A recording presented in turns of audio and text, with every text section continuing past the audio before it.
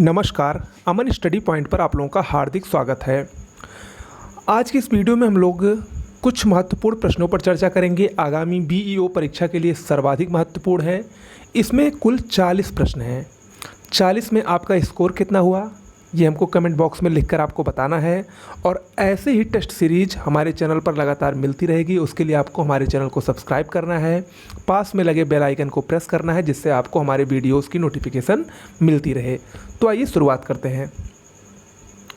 पहला प्रश्न है, जनगणना 2011 के अनुसार उत्तर प्रदेश का सर्वाधिक साक्षरता वाला जिला कौन सा है? देखिए, 2011 की जनगणना के अंतिम आंकड़ों के अनुसार उत्तर प्रदेश में सर्वाधिक साक्षरता दर गौतम बुद्ध नगर की है। ऑप्शन सी सही होगा। और गौतम बुद्ध नगर की साक्षरता दर 2011 की जनगणना के अनुसार 80.12% है। ठीक है, बाकी जो शेष 3 शहर दिए गए हैं उनकी हम साक्षरता दर को अगर हम देखें तो कानपुर की साक्षरता दर लगभग 79.65% है। इटावा की साक्षरता दर 78.41% है। और गाजियाबाद की 79.65 है। ओके, सॉरी, गाजियाबाद की 78.07% है। अगला प्रश्न है, निम्न में से कौन जनपद प्रयागराज जनपद के साथ सीमा नहीं बनाता? प्रयागराज जिसका पुराना नाम इलाहाबाद था। अगर आप लोग मैप में देखें या मैप अगर अच्छे से पढ़े होंगे तो उसमें देख रहे होंगे कि सोनभद्र जिला इलाहाबाद या प्रयागराज से सीमा नहीं बनाता है। इलाहाबाद से कौन कौन से ज़िले सीमा बनाते हैं? इलाहाबाद से चित्रकूट, जौनपुर, संत रविदास नगर, जौनपुर, प्रतापगढ़ और कौशाम्बी, ये 6 ज़िले इलाहाबाद से सीमा बनाते हैं। अगला प्रश्न है, उत्तर प्रदेश को विभाजित किया गया है कितने जलवायु क्षेत्रों में? उत्तर प्रदेश, ये प्रश्न काफ़ी बार आता है। देखिए, उत्तर प्रदेश को वर्षा, भूभाग और मिट्टी की विशेषताओं के आधार पर कुल 9 सस्य जलवायु क्षेत्रों में विभाजित किया गया है। इन 9 सस्य जलवायु क्षेत्रों का नाम मैं एक बार आपको बता दे रहा हूँ, अगर आपको लिखना हो तो लिख लीजिए। पहला क्षेत्र है पूर्वी मैदानी क्षेत्र, दूसरा उत्तर पूर्वी मैदानी क्षेत्र, तीसरा विंध्यन क्षेत्र, चौथा बुंदेलखंड क्षेत्र, पांचवा केंद्रीय मैदानी क्षेत्र, छठा पश्चिमी मैदानी क्षेत्र, सातवां मध्य पश्चिमी मैदानी क्षेत्र, आठवां दक्षिण पश्चिमी अर्धशुष्क क्षेत्र और नौवां भाभर और तराई क्षेत्र। ये 9 सस्य जलवायु प्रदेश उत्तर प्रदेश में पाए जाते हैं। ओके, अगला प्रश्न है, निम्न में से कौन से जनपद मध्य गंगा नहर से लाभान्वित हुए हैं? 4 जनपदों का नाम दिया गया है, आगरा, अलीगढ़, मथुरा और हाथरस। आपको बताना है कि कौन कौन से जनपद, कौन कौन से ज़िले मध्य गंगा नहर से लाभान्वित होते हैं। देखिए, मध्य गंगा नहर उत्तर प्रदेश की एक बहुत ही महत्वपूर्ण नहर है और ये नहर बिजनौर से निकलती है। बिजनौर से गंगा नदी से इस नहर का निर्माण किया गया है। और इस नहर से लाभान्वित होने वाले जो सबसे मुख्य ज़िले हैं वो हैं मथुरा, अलीगढ़ और हाथरस। मथुरा, अलीगढ़ और हाथरस, यानी 2, 3, 4, यानी ऑप्शन डी इसमें सही होगा। इसके अलावा मथुरा, अलीगढ़, हाथरस के अलावा गाजियाबाद, फिरोजाबाद, बुलंदशहर ज़िले भी इससे लाभान्वित होते हैं। ठीक है, चलिए अगला प्रश्न है, निम्न में से कौन सा एक खनिज उत्तर प्रदेश में नहीं पाया जाता है? उत्तर प्रदेश में इन चारों में से अभ्रक खनिज नहीं पाया जाता है। ठीक है, जबकि चूना पत्थर उत्तर प्रदेश के मिर्ज़ापुर और सोनभद्र ज़िले में, बॉक्साइट बांदा में, और जिप्सम झांसी और हमीरपुर जनपद में पाया जाता है। अगला है, निम्न जनजातियों में से किसकी संख्या उत्तर प्रदेश में सर्वाधिक है? देखिए, इसमें ऑप्शन बी सही है, थारू। ये प्रश्न जब पूछा गया था तो इसमें उत्तर प्रदेश में सर्वाधिक जनजातियों की संख्या थारू की थी, लेकिन 2011 की जनगणना के बाद उत्तर प्रदेश का सबसे बड़ा जनजातीय समूह गोंड हो गया है। ठीक है, लेकिन अभी भी थारू उत्तर प्रदेश के सबसे बड़ी जनजाति मानी जाती है, तो आप लोग थारू को मानकर चलिए। थारू कहाँ पर पाई जाती है? ये उत्तर प्रदेश में गोरखपुर के तराई भाग में मुख्य रूप से पाई जाती है। दीपावली को ये जनजातियाँ शोक के रूप में मनाती हैं। अगला प्रश्न है, हिंदू मुस्लिम एकता का प्रतीक सुलह कुल उत्सव कहाँ पर आयोजित किया जाता है? सुलह कुल उत्सव आगरा में होने वाला बहुत ही प्रसिद्ध महोत्सव है, अक्सर परीक्षा में पूछा जाता है, इंपॉर्टेंट है। ऑप्शन ए इसमें सही होगा। अगला है, संगीत शिक्षा हेतु उत्तर प्रदेश में जो पहला संगीत महाविद्यालय स्थापित हुआ था वह कहाँ पर है? या वह उसका क्या नाम है। देखिए उत्तर प्रदेश में पहला संगीत विश्वविद्यालय लखनऊ में स्थापित हुआ जिसका नाम था भातखंडे हिंदुस्तानी संगीत महाविद्यालय। ऑप्शन सी सही है। ठीक है। और इस भातखंडे हिंदुस्तानी संगीत महाविद्यालय की स्थापना 1926 में हुई थी, जबकि 2000 में इस भातखंडे हिंदुस्तानी संगीत महाविद्यालय को डीम्ड विश्वविद्यालय का दर्जा प्राप्त हुआ है। अगला है उत्तर प्रदेश के किसान बही योजना का प्रारंभ किस वर्ष किया गया। उत्तर प्रदेश में किसान बही योजना का प्रारंभ 1992 से किया जा रहा है। ओके, तो इसमें ऑप्शन बी सही होगा। चलिए आगे बढ़ते हैं। अगला प्रश्न है प्रकाश वर्ष क्या है। प्रकाश वर्ष एक वर्ष में तय की गई दूरी है, यानी वह दूरी जो प्रकाश एक वर्ष में तय किया करता है उसको प्रकाश वर्ष कहा जाता है। प्रकाश वर्ष दूरी का मात्रक है और एक प्रकाश वर्ष कितने के बराबर होता है 9.46 × 10⁻15 मीटर। ये एक प्रकाश वर्ष का मान होता है। अगला प्रश्न है किसी व्यक्ति का पूरा प्रतिबिंब देखने के लिए एक समतल दर्पण की न्यूनतम ऊंचाई कितनी होनी चाहिए। देखिए अगर किसी व्यक्ति को पूरा प्रतिबिंब देखना है तो समतल दर्पण की न्यूनतम ऊंचाई व्यक्ति की ऊंचाई का आधा होनी चाहिए, यानी ऑप्शन बी सही होगा। अगर कोई दर्पण व्यक्ति की ऊंचाई के आधे के बराबर लगाया जाए तो व्यक्ति उसमें अपनी पूरी लंबाई को देख सकता है। अगला है एटम बम के सिद्धांत का आधार क्या होता है। देखिए एटम बम या जिसको परमाणु बम कहा जाता है उसका आधार है नाभिकीय विखंडन। ऑप्शन ए सही होगा, नाभिकीय विखंडन। और याद रखिएगा कि जो हाइड्रोजन बम होता है वो नाभिकीय संलयन के सिद्धांत पर आधारित होता है। अगला है खाद्य पदार्थों के परिरक्षण हेतु निम्न में से किस रसायन को प्रयुक्त किया जाता है। परिरक्षण का मतलब रखरखाव हेतु या खाद्य पदार्थों के अच्छे से रखरखाव हेतु हम सोडियम बेंजोएट का प्रयोग करते हैं। ऑप्शन बी सही होगा, सोडियम बेंजोएट ये खाद्य पदार्थों के परिरक्षण के लिए सबसे अधिक मात्रा में उपयोग में लाया जाता है। ओके, आगे बढ़ने से पहले अगर आप लोग यूपीपीसीएस की बीईओ की परीक्षा, यूपीपीसीएस प्री, आरओ एआरओ या लोअर पीसीएस मेंस की तैयारी कर रहे हैं तो जीएस हिंदी और करंट अफेयर्स की बेहतरीन PDF notes, complete PDF notes, ऐसी नोट्स जिस पर आप आंख बंद करके विश्वास कर सकते हैं आपको पहली बार में ही सफलता दिलाने के लिए पर्याप्त है, वो आपको एक विशेष ऑफ़र के तहत इस समय 50% डिस्काउंट के साथ 800 की जगह सिर्फ 400 रुपये में मिल रही है। और ये ऑफ़र 1 अगस्त से लेकर 4 अगस्त तक है। सिर्फ आपको इस नोट्स को लेने के लिए इस नंबर पर व्हाट्सएप करना है। इस नंबर पर व्हाट्सएप करिए, इस नंबर पर टेलीग्राम करिए या इस नंबर पर कॉल करके भी आप ज़्यादा जानकारी प्राप्त कर सकते हैं। ओके, चलिए अगला है ट्यूमर संसूचित करने में प्रयुक्त रेडियो समस्थानिक कौन है। देखिए ट्यूमर संसूचित का मतलब ट्यूमर की सूचना देने के लिए या ट्यूमर का पता लगाने के लिए किस रेडियो समस्थानिक का या किस रेडियो आइसोटोप का प्रयोग होता है। तो ट्यूमर के लिए आर्सेनिक 74, आर्सेनिक 74 का प्रयोग किया जाता है। ऑप्शन ए इसमें सही होगा। अगर हम बात करें इसमें अन्य जो ऑप्शन दिए गए हैं कोबाल्ट 60 की, तो कोबाल्ट 60 का प्रयोग कैंसर के उपचार के लिए किया जाता है। सोडियम 24 यानी Na24 का प्रयोग रक्त संचरण के अध्ययन के लिए किया जाता है। ओके, और कार्बन 14 ये पेड़ पौधों की आयु ज्ञात करने के लिए कार्बन डेटिंग में ज़्यादातर प्रयोग में लाया जाता है। अगला है निम्न में से कौन सा बर्ड फ्लू का कारक है। बर्ड फ्लू ये एक संक्रामक डिजीज़ है और ये H5N1 वायरस के कारण पक्षियों में फैलता है। ठीक है, पक्षियों में खासकर ये मुर्गी में ये रोग फैलता है और उसी से ये मनुष्यों में पहुंचता है। यह एक जानलेवा बीमारी है। अगला है प्रोटीन का मुख्य तत्व क्या है।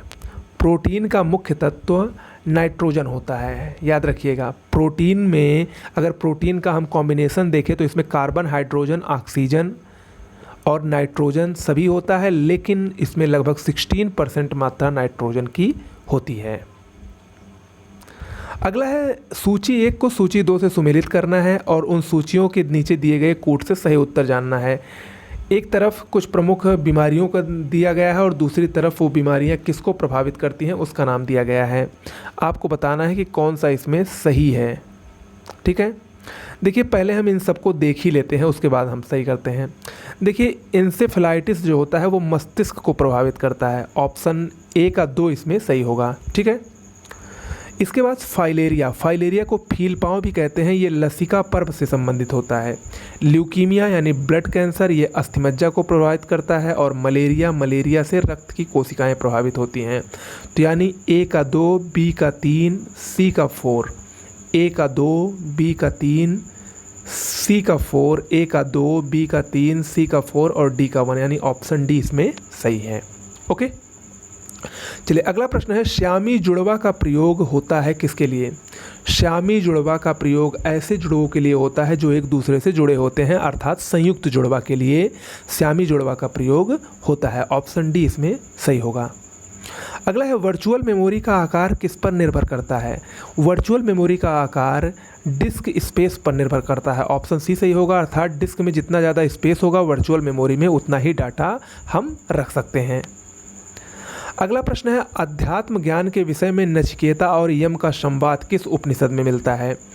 कठोपनिषद में। ऑप्शन डी सही होगा, कठोपनिषद में नचिकेता और यम का संवाद लिखा गया है, जिसमें आचार्य यम ने नचिकेता को उपदेश दिया है। अगला है, बुद्ध द्वारा रूपांतरित निम्न व्यक्तियों में से कौन सा अंतिम था? भगवान महात्मा बुद्ध जो कि बौद्ध धर्म के प्रतिपादक थे, उनके द्वारा जो व्यक्ति को अंतिम संदेश दिया गया था वो था सुभद्द। ऑप्शन डी सही होगा, सुभद्द। अपने मृत्यु से पूर्व महात्मा बुद्ध ने कुशीनारा के सुभद्द को अपना अंतिम उपदेश दिया था। अगला है, शिवाजी ने पुरंदर की संधि 1665 ईस्वी में किस मुगल सेना नायक के साथ हस्ताक्षरित की थी? 1665 ईस्वी में शिवाजी ने पुरंदर की संधि जयपुर के राजा जय सिंह के साथ हस्ताक्षरित करके की थी। और जय सिंह ये औरंगजेब की तरफ से आए थे। औरंगजेब ने जय सिंह के नेतृत्व में एक बड़ी सेना शिवाजी को दमन करने के लिए भेजी थी। जय सिंह ने पुरंदर की संधि शिवाजी से की थी 1665 ईस्वी में। मोस्ट इम्पॉर्टेंट है। अगला है, निम्नलिखित सूफीवाद के सिलसिलों में कौन संगीत के विरुद्ध था? मोस्ट इंपॉर्टेंट प्रश्न है।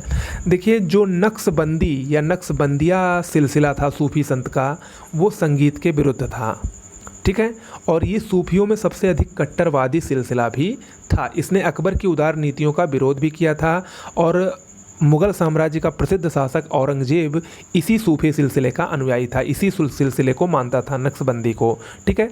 बात करें हम नक्शबंदी सिलसिले की, तो इसकी स्थापना 14वीं सदी में लगभग ख्वाजा बहाउद्दीन नक्शबंद ने इसको किया था। लेकिन भारत में इसका सबसे ज़्यादा प्रचार शेख अहमद सरहिंदी को जाता था।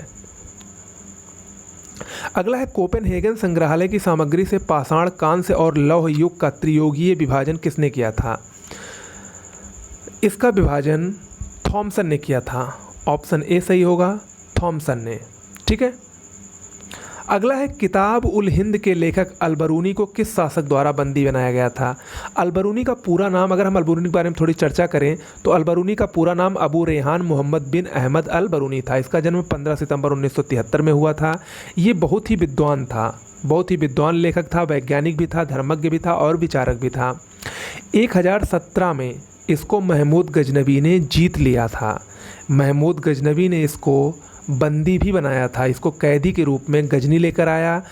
लेकिन उसकी विद्वता से प्रभावित होकर महमूद गजनबी ने उसे यानी अलबरूनी को अपने राज्य का राज ज्योतिष नियुक्त कर दिया था। अलबरूनी ने किताबुल हिंद की रचना की। अलबरूनी पुराणों का अध्ययन करने वाला पहला मुसलमान भी था, ठीक है। अगला है, निम्न विवरण पर विचार कीजिए। ये कथन है, इसको बताना है कि ये कथन किससे संबंधित है। मैं कथन पढ़ रहा हूँ। 1853 में जन्मे ये पश्चिमी भारत के पारसी थे। ये इंडियन स्पेक्टेटर और वॉइस ऑफ इंडिया के संपादक थे। ये एक समाज सुधारक थे और सम्मति आयु अधिनियम 1891 के पक्ष में ये प्रमुख संघर्ष करता थे।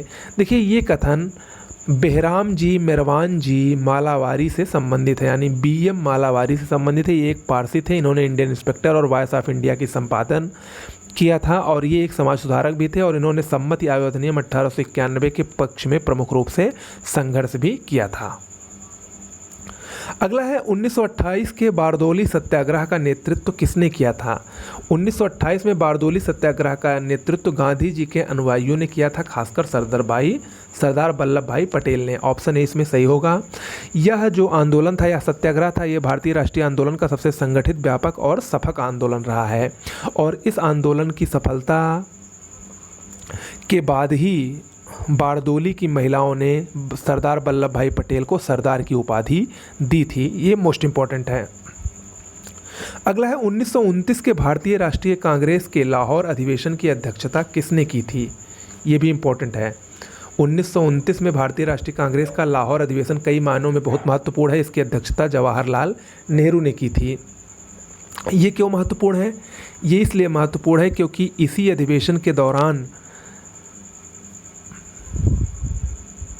इसी अधिवेशन के बाद 26 जनवरी 1930 को जवाहरलाल नेहरू ने स्वतंत्रता दिवस मनाया था। भारत ने पहला स्वतंत्रता दिवस मनाया था और जवाहरलाल नेहरू ने रावी नदी के तट पर तिरंगा झंडा फहराया था।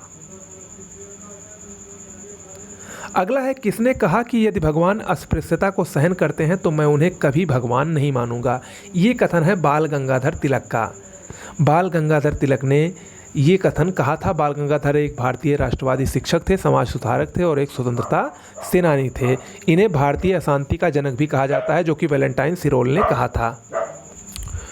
अगला प्रश्न है, निम्न में से कौन एक सही सुमेलित है? एक तरफ कुछ पुस्तकों के नाम दिए गए हैं, दूसरी तरफ उन पुस्तकों से संबंधित कौन है उनका नाम दिया गया है। इसमें से कोई एक ही सुमेलित है, आपको बताना है। इसमें से देखिए, ऑप्शन सी सही सुमेलित है। रफ़ीक जकारिया की पुस्तक का नाम है the man who divided India. Most important है, कई बार पूछी जा चुकी है। इसके अलावा तीनों नहीं सुमेलित हैं, तीनों को हम लोग सुमेलित करते हैं। लाला लाजपत राय ने अनहैप्पी इंडिया लिखी थी। दादा भाई नौरोजी ने poverty and unBritish rule in India लिखा था। और सुभाष चंद्र बोस ने guilty man of India's partition की नामक book, guilty's man of India's partition Subhash Chandra Bose ने नहीं लिखा था, बल्कि ये डॉक्टर राम मनोहर लोहिया ने लिखा था। अगला है, भारत की संविधान निर्मात्री सभा के अध्यक्ष कौन थे? भारत की संविधान निर्मात्री सभा, जो कि 9 दिसंबर 1946 को गठित हुई थी, प्रारंभ हुआ था, उसके अध्यक्ष थे राजेंद्र प्रसाद। राजेंद्र प्रसाद उसके पहले अस्थायी अध्यक्ष थे, लेकिन अगर हम अस्थायी अध्यक्ष की बात करें तो डॉक्टर सच्चिदानंद सिन्हा को अस्थायी अध्यक्ष चुना गया था। अगला है, भारतीय संविधान की प्रस्तावना में प्रयुक्त समाजवाद शब्द को निम्नलिखित किस अनुच्छेद के साथ मिलाकर पढ़ने से सर्वोच्च न्यायालय को समान कार्य के लिए समान वेतन का मौलिक अधिकार परिभाषित करने की शक्ति प्राप्त हुई है? देखिए, भारतीय संविधान की प्रस्तावना में समाजवाद शब्द 42वें संविधान संशोधन द्वारा जोड़ा गया है। और अनुच्छेद 14 और 16 को अगर हम लोग एक साथ मिला के पढ़ें तो स्त्री और पुरुष दोनों को समान कार्य के लिए समान वेतन का जो परिभाषा है उसको हम लोग परिभाषित करने की शक्ति प्राप्त होती है अनुच्छेद 14 और अनुच्छेद 16 दोनों को एक साथ मिलाकर पढ़ने पर। अगला है, मुख्यमंत्री से संबंधित निम्न कथनों में से कौन सा एक सही नहीं है? देखिए, इसमें से ऑप्शन ए नहीं सही है। वह साधारणतः राज्यपाल द्वारा चयनित होता है। देखिए, अनुच्छेद 64 के अनुसार मुख्यमंत्री की नियुक्ति राज्यपाल करेगा और अन्य मंत्रियों की नियुक्ति राज्यपाल मुख्यमंत्री की सलाह पर करेगा। ठीक है, अतः स्पष्ट है कि राज्यपाल मुख्यमंत्री की औपचारिक नियुक्ति करता है, ना कि उसका चयन। ठीक है, तो यहाँ पर ऑप्शन ए नहीं सही है, बाकी तीनों सही हैं। अगला है, निम्नलिखित में से कौन सा एक राज्य का नीति निर्देशक सिद्धांत संविधान के बाद में जोड़ा गया? इसका सही जवाब होगा ऑप्शन सी, मुफ्त कानूनी सलाह। ये 42वें संविधान संशोधन के द्वारा जोड़ा गया था अनुच्छेद 39 का में समान न्याय और मुफ्त कानूनी सलाह की व्यवस्था। ठीक है, अगला है, निम्नलिखित में से कौन सा एक राज्य का नीति निर्देशक तत्व? तो वही प्रश्न है फिर से। अगला प्रश्न है, भारत का उपराष्ट्रपति, 4 ऑप्शन दिए गए हैं, सोच के बताइए। भारत का उपराष्ट्रपति, नीचे इसके कूट भी दिया गया है, कूट से आपको चुनना है। पहले आप लोग इस कथन को देख लीजिए अच्छे से। भारत का द्वितीय उच्चतम प्रतिष्ठित पदधारी है। उपराष्ट्रपति के पास पद से संबद्ध कोई औपचारिक कार्य नहीं है। राष्ट्रपति की अनुपस्थिति में उसके कार्यों का निर्वहन करता है। राष्ट्रपति की पद त्याग, अपस्तीकरण या मृत्यु के चलते राष्ट्रपति के रूप में कार्य करता है। इसमें अगर हम लोग अगर एक प्रत्यक्ष रूप से देखें तो चारों कथन सही लग रहे हैं और चारों बिल्कुल सही भी हैं, इसलिए इसमें ऑप्शन डी सही होगा। ओके, अगला है उत्पाद शुल्क वह कर है जो लगाया जाता है कहाँ पर। देखिए, उत्पाद शुल्क सामानों के उत्पादन या निर्माण पर लगने वाला कर है और यह एक अप्रत्यक्ष कर है, यानी ये वस्तुओं के उत्पादन पर लगाया जाता है। अगला है भारत में किस राज्य द्वारा सर्वप्रथम जीएसटी की पुष्टि की गई थी। भारत में सर्वप्रथम असम ने जीएसटी विधेयक को पास किया था। ऑप्शन सी इसमें सही होगा।